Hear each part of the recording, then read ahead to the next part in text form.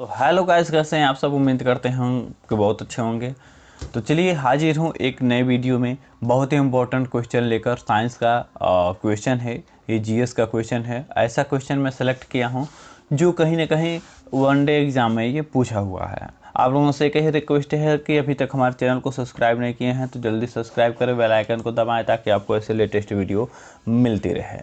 तो चलिए शुरू करते हैं आज का पहला क्वेश्चन। जैसे कि आप लोग देख रहे हैं कि पहला क्वेश्चन क्या है। ठीक है, आप लोगों से एक बात मैं कहना चाहूँगा कि खुद को इतना कमज़ोर मत होने दो, कि खुद को इतना कमज़ोर मत होने दो कि तुम्हें किसी के एहसान की ज़रूरत पड़े। इसी के साथ मैं शुरू करता हूँ पहला क्वेश्चन। आप लोग देख पा रहे होंगे पहला क्वेश्चन कह रहा है कि किस धातु को चाकू से काटा जा सकता है। यानी कि वह कौन सी धातु है जिसको बहुत ही आसानी से चाकू से काटा जा सकता है।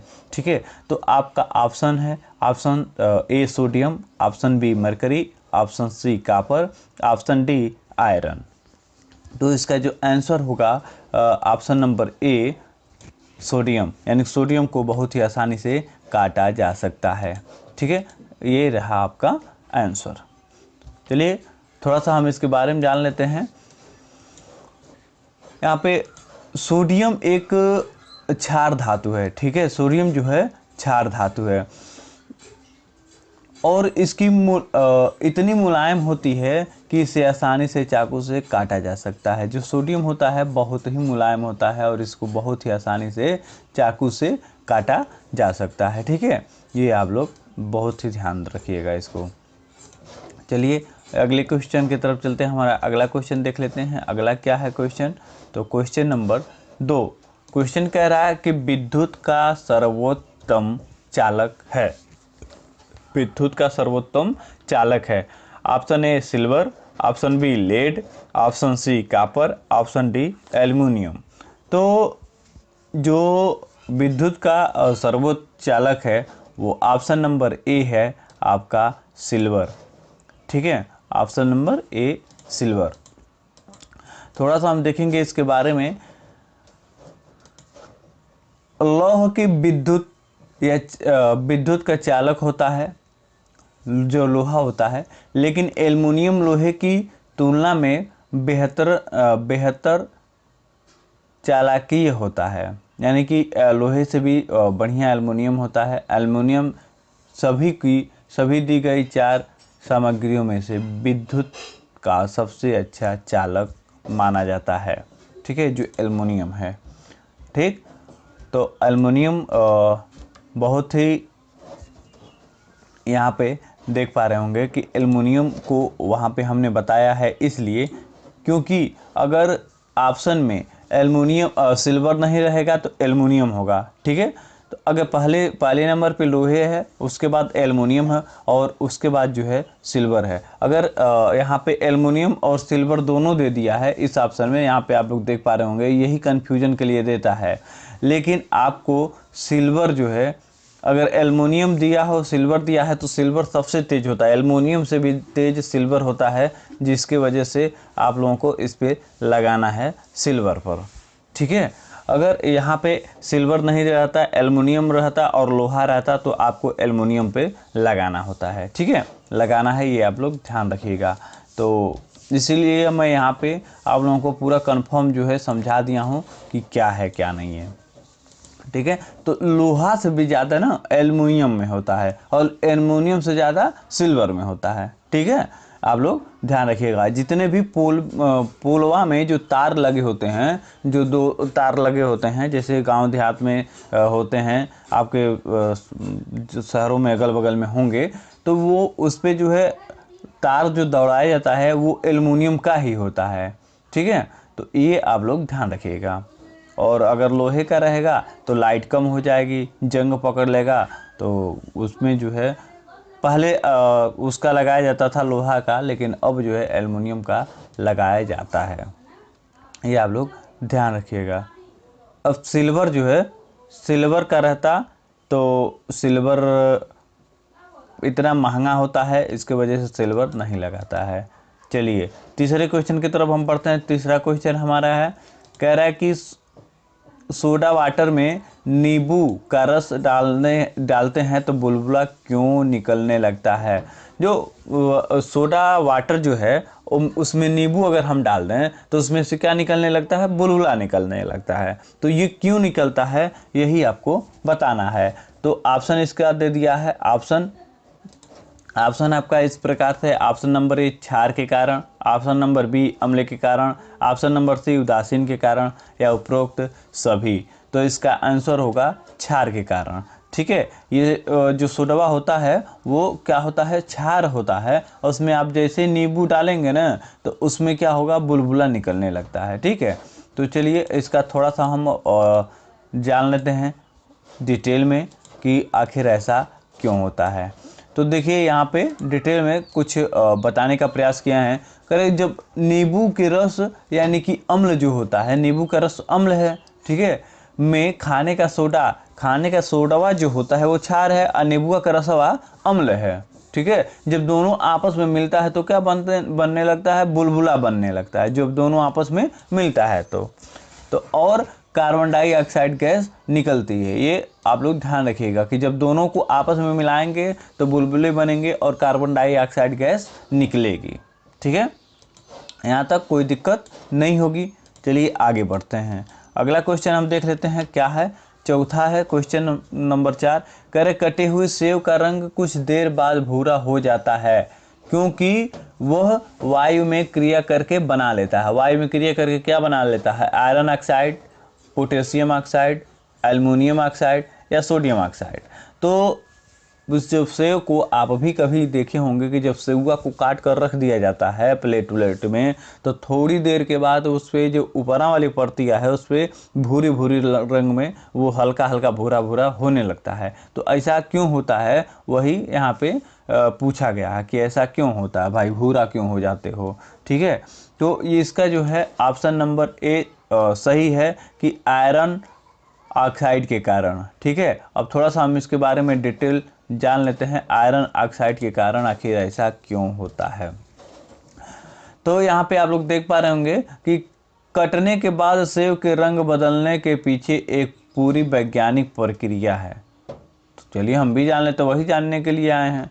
कह रहा है कि दरअसल भूरेपन का यह रिएक्शन फल में शामिल पेनोलिक कंपाउंड के ऑक्सीडेशन की वजह से सामने आता है। यह प्रक्रिया पॉलीफेनोल ऑक्सीडेशन नामक एंजाइम के एक्शन की वजह से होता है जो आमतौर पे कई प्लांट रेस्यू में पाए जाते हैं, यानी कि कई फलों में ऐसा होता है।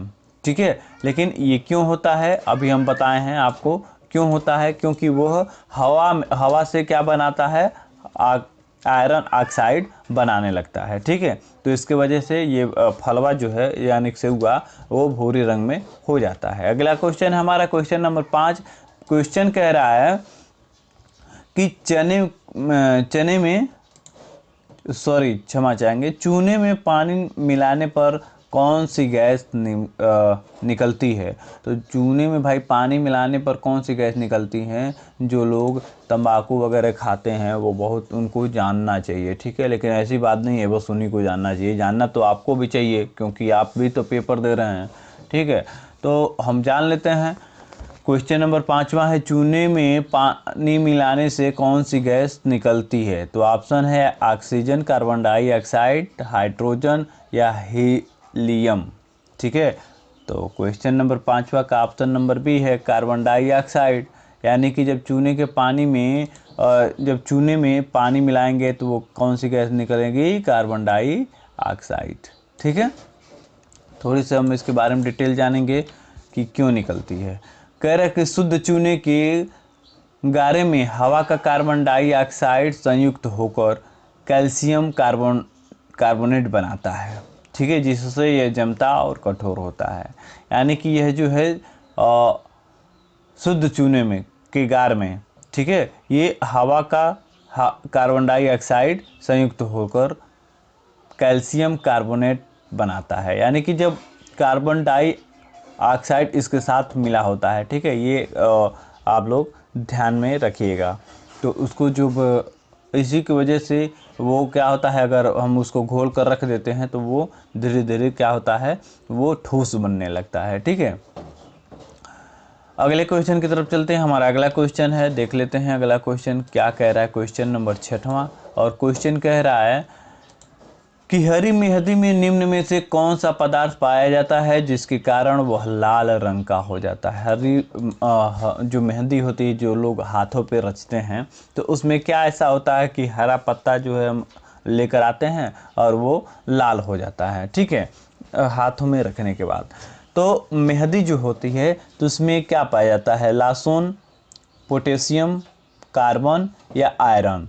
तो 6वें का ऑप्शन नंबर ए सही है। ऑप्शन नंबर ए होता है लहसुन, यानी कि हरी जो मेहंदी होती है, मेहंदी के पत्ते में लहसुन पाया जाता है। ठीक है, मेहंदी में क्या पाया जाती है, लहसुन पाया जाता है, जिसके कारण हम हाथों पे रखते हैं तो वो क्या हो जाता है, लाल बन जाता है। ठीक है, थोड़ी सी हम इसके बारे में डिटेल जानेंगे। हरी मेहंदी रचने पर लाल इसलिए हो जाती है क्योंकि मेहंदी में लहसुन नामक पदार्थ पाया जाता है, जो हमने अभी बताया है, लहसुन नामक पदार्थ होता है।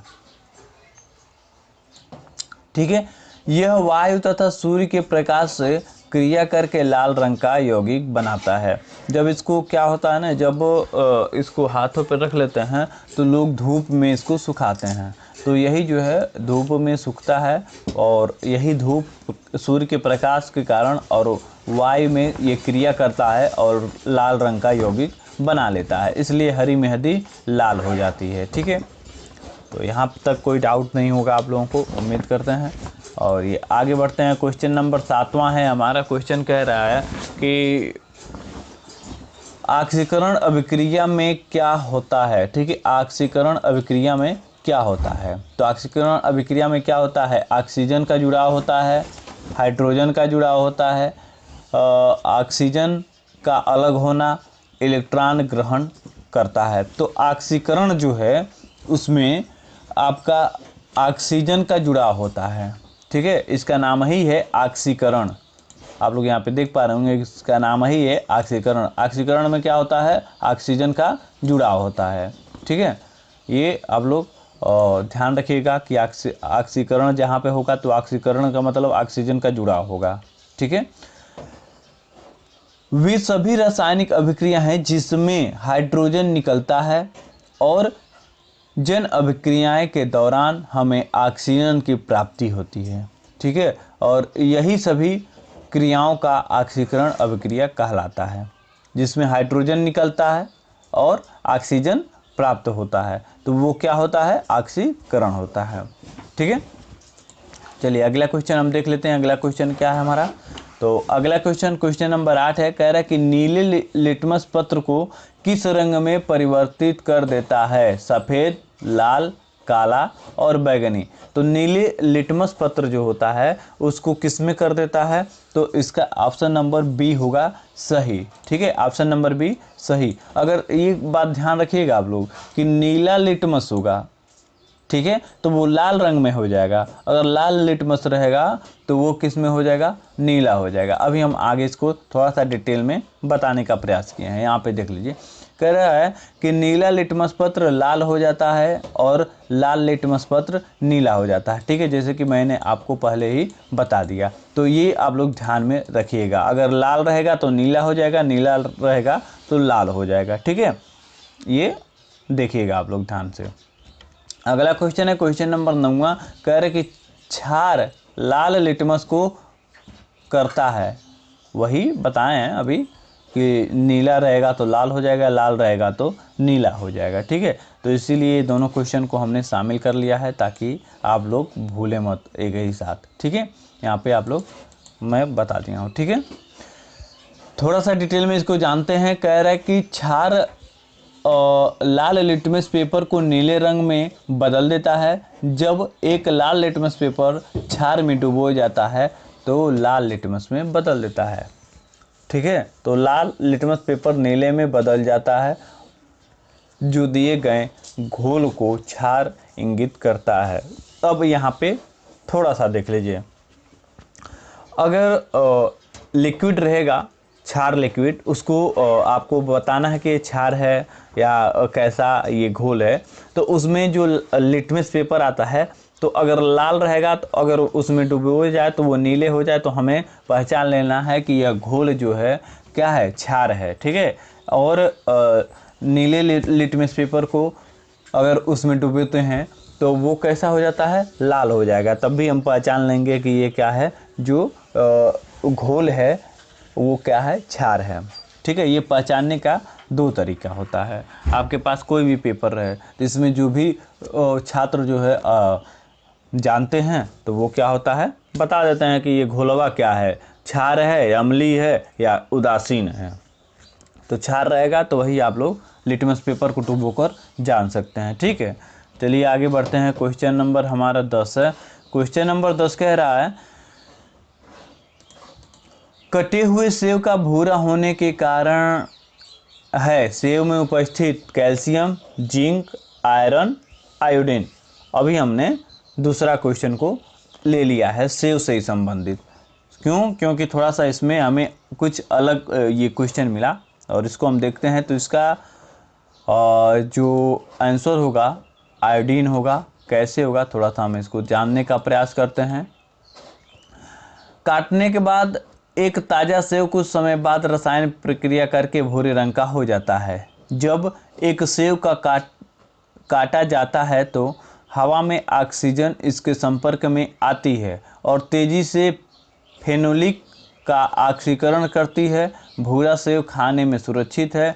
फलों में ब्रूजीज एंजाइमेटिन ब्राउजिन के कारण होता है। ठीक है। तो ये इसको थोड़ा सा आप लोग जानेंगे। और क्वेश्चन तो ये डिटेल में बता दिया हूँ। क्वेश्चन थोड़ा सा हम देखेंगे अगला। क्वेश्चन नंबर अगला 11 है। अगर कहीं भी क्वेश्चन आपको डाउट लगता है ना आंसर में, तो आप हमको कमेंट में ज़रूर करके बताइए कि हाँ इसका हमें डाउट लग रहा है, इसका ये नहीं ये होना चाहिए। ठीक है। तो मैं अपनी गलतियों को भी स्वीकारूंगा। हो सकता है मुझे खोजने में या बनाने में कहीं ना कहीं गलती हो जाएगी या हो जाती होगी, तो इसमें थोड़ा सा हमें आप लोग इंगित कर देंगे तो आपका आभार रहेगा। क्वेश्चन हमारा 11वां है। कह रहा है कि निम्नलिखित में से विलुप्त जंतु प्रजाति है। तो इसमें से विलुप्त जंतु प्रजाति यानी कि जिसकी जो है धीरे धीरे अस्तित्व जो है ख़त्म होता जा रहा है। तो क्वेश्चन डोडो पक्षी है, कौवा है, हाथी है, टाइगर है। तो ये तीन तो नहीं होंगे, तो ये पहला ऑप्शन सही होगा। ऐसे भी आप लोगों को दिमाग लगाना कि हाथी तो नहीं है, कौवा भी तो नहीं है, टाइगर है लेकिन उतनी मात्रा में नहीं है जितना इसमें बताया जा रहा। तो डोडो पक्षी जो होती है एक प्रकार की पक्षी होती है जो बहुत ही कम हो गया, यानी 100 से मात्रा इसका 100 से भी कम है। तो ऐसे ही थोड़ा सा इसके बारे में डिटेल जान लेते हैं कि और कौन कौन से पक्षी शामिल हैं। ठीक है। तो इसमें हम बताए हैं कि ऐसे ही सुमात्रा में पाए जाने वाले जैसे गैंडे हो गए, काले गैंडे हो गए, ठीक है, अमूर तेंदुए हो गए, जंगली हाथी हो गई और बोर्नियो के आरंगूटैन कुछ ऐसे प्रजातियों में शामिल हैं जिनके बारे में कहा जाता है कि वे विलुप्त प्राय हैं या उनकी संख्या 100 से कम रह गई है। ठीक है। तो कुछ ऐसे ये जो है प्रजातियां हैं जो 100 से कम है या विलुप्त की कगार पे हैं।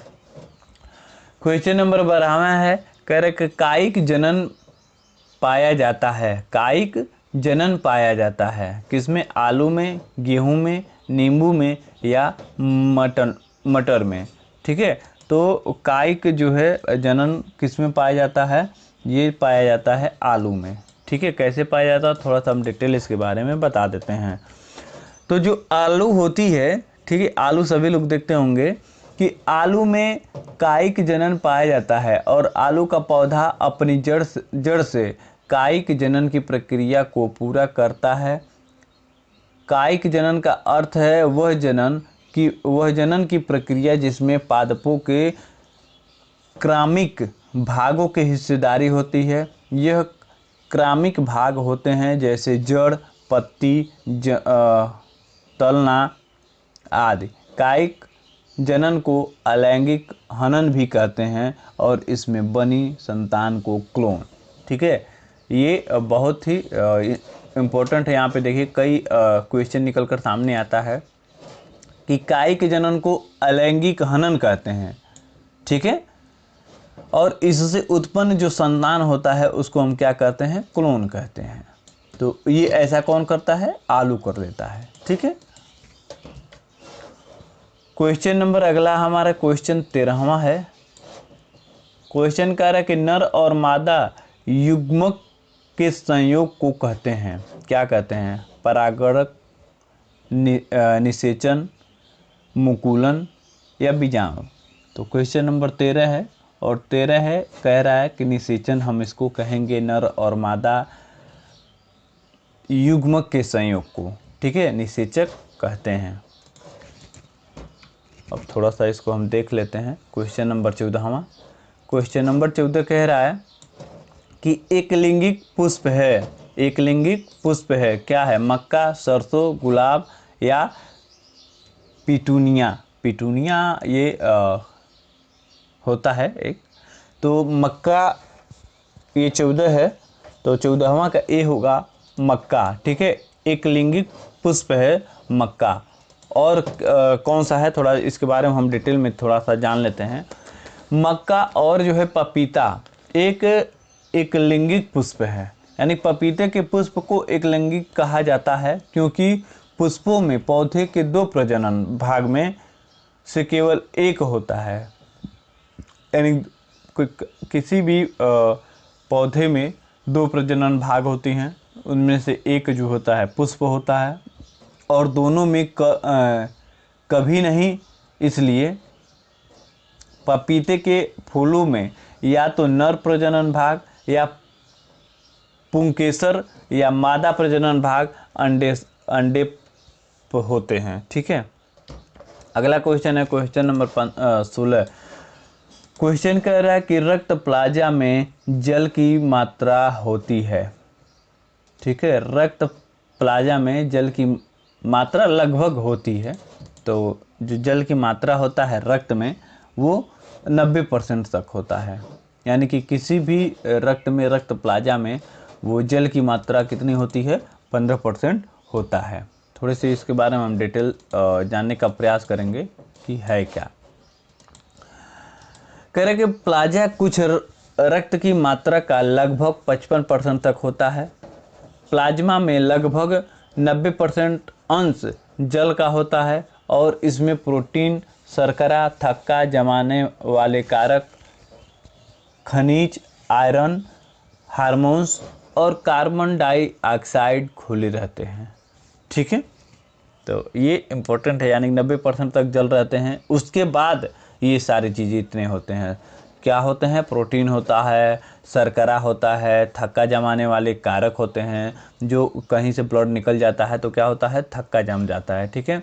खनिज होता है, आयरन होता है, हार्मोन्स होते हैं और कार्बन डाइऑक्साइड कुछ मात्रा में उसमें घुले होते हैं, ठीक है। तो ये आप लोग जानिएगा। अगले क्वेश्चन की तरफ बढ़ते हैं। हमारा क्वेश्चन नंबर 17। क्वेश्चन कह रहा है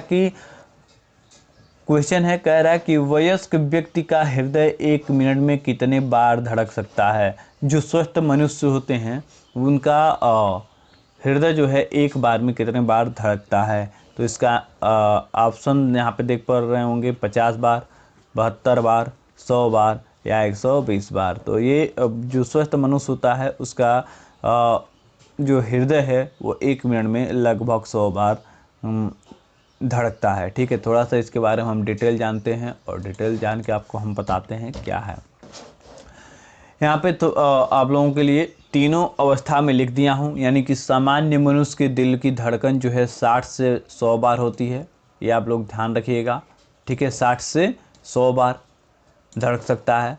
नए पैदा हुए बच्चे के दिल का धड़कन सबसे तेज होती है, ठीक है। इन लोगों का धड़कनमा जो है अगर देखेंगे तो दुख दुख दुख दुख दुख दुख हरदम करता रहता है, यानी कि सबसे तेज होती है। तो इन लोगों की धड़कन जो है, ये धड़कन बीट अगर हम देखेंगे तो ये 70 से लेके 160 तक होता है, ठीक है।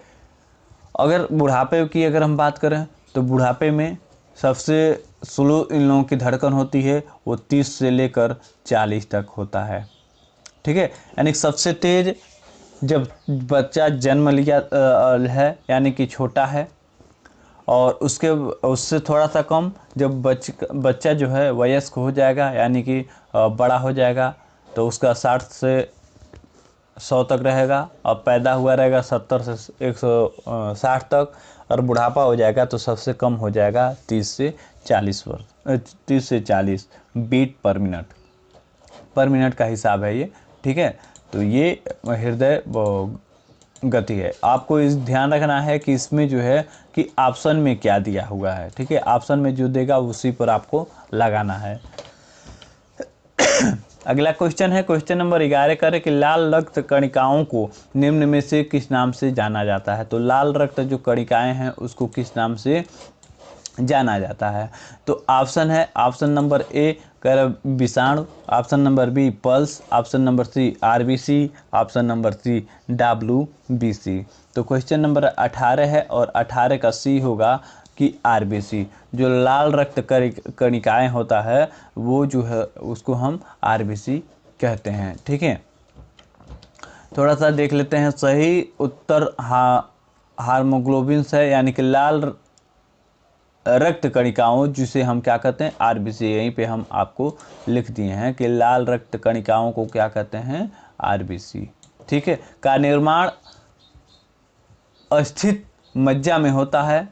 इसका भ्रूण अवस्था में इसका निर्माण यकृत में होता है, ठीक है। भ्रूण अवस्था में इसका निर्माण जो होता है यकृत में होता है, ठीक है। और नहीं तो ये किस में होता है अस्थित मज्जा में होता है, ठीक है। बहुत इंपॉर्टेंट है। अगले क्वेश्चन की तरफ चलते हैं। अगला क्वेश्चन हम देख लेते हैं क्या कह रहा है हमारा क्वेश्चन। सबसे पहले इसको हम क्लीन कर लेते हैं। क्वेश्चन 19 है और 19वां क्वेश्चन कह रहा है हमारा, एनीमिया रोग होने पर शरीर में किस चीज़ की कमी हो जाती है। यानी कि कौन से शरीर में हमारा कौन सा ऐसा चीज़ कमी हो जाता है जिससे एनीमिया रोग होता है, ठीक है। रक्त में हीमोग्लोबिन के कारण, विटामिन के कारण, जल के कारण, या खनिज लवणों के कारण। तो जो एनीमिया रोग होता है वो हम किस लिए होता है रक्त में। ऑप्शन नंबर ए इसका सही होगा कि रक्त में हीमोग्लोबिन के कारण से एनीमिया रोग होता है, ठीक है। तो थोड़ा सा हम देखते हैं इसके बारे में। कह रहे कि जब शरीर में आरबीसी की मात्रा कम हो जाता है, ठीक है, लाल रक्त कणिकाएं की मात्रा जो होता है कम हो जाती है तो शरीर में ऑक्सीजन भी घट जाता है।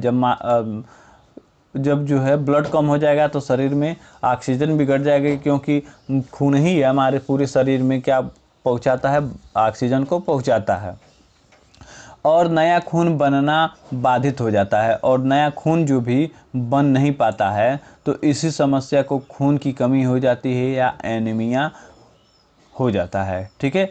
रक्त कल्पता भी कहा जाता है, इसे कई नाम दिया जाता है। खून की कमी, डॉक्टर कहता है ना खून की कमी हो गई है, तो उसको अगर डॉक्टरी भाषा में देखा जाए तो एनीमिया भी कह सकते हैं कि आपको एनीमिया हो गई है। और